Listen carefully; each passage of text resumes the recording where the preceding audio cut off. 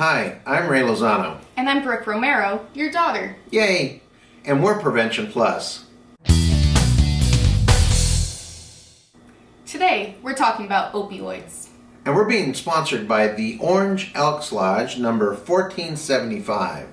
And so they're the ones that are allowing us to put this video together, asking us to do that, just to inform you. Mm-hmm. And like Brooke said, we're talking about opioids today. So Brooke, you had an experience with opioids, right? Yeah, I did.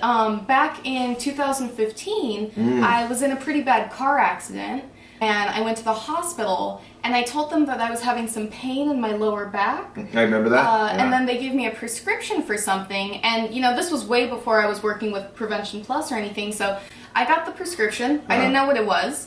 And then come to find out, it was an opioid called hydrocodone. Oh, okay. Yes, Yeah. definitely. So my first day being on LOA, or leave of absence from work, I took one of the pills because, it was a prescribed medication from my doctor. Right. And as soon as I took it, or a few hours later, I just completely fell asleep. Wow. Yeah. I must have slept for something like 30 hours.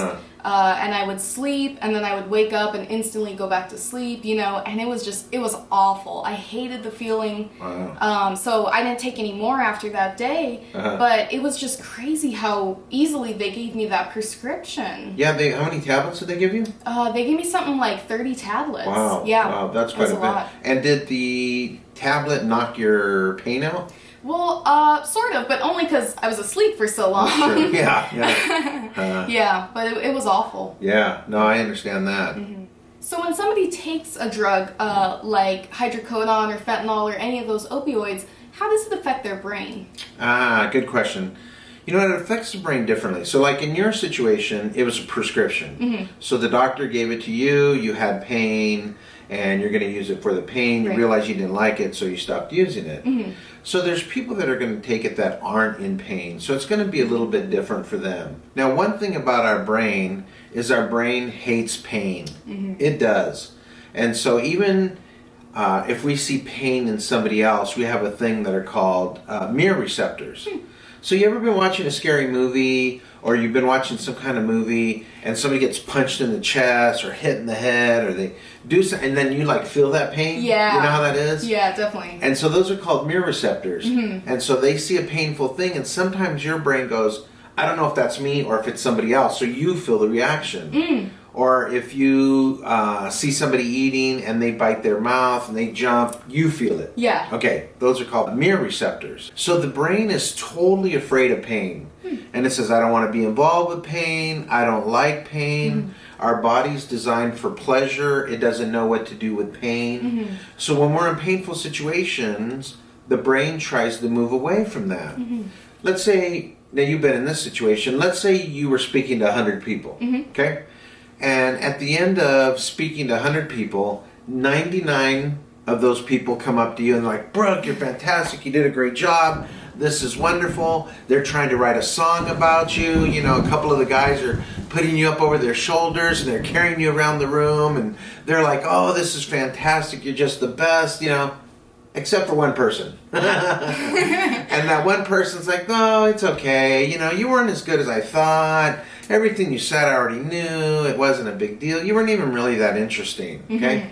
Now, as you're walking out to the car, are you thinking about the 99 that carried you around the room, or are you thinking about the one? The one. The one. How long are you thinking about the one? A long time. Right? All of us have been in that situation. We go into a grocery store, the cashier says something that's kind of weird. We don't shop there anymore, right?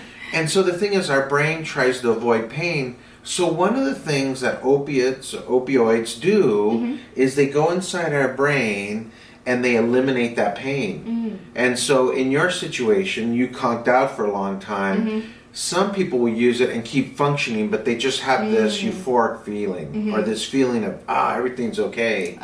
Even though in reality it's not. Right. But here's where the problem happens, especially with street drugs like heroin that fall in that category, is somebody will use it and they'll get this incredible high. And they're like, man, this is the greatest thing since, sliced bread and fresh butter. And they're like, this is fantastic. So all of a sudden, it shoots them up to here.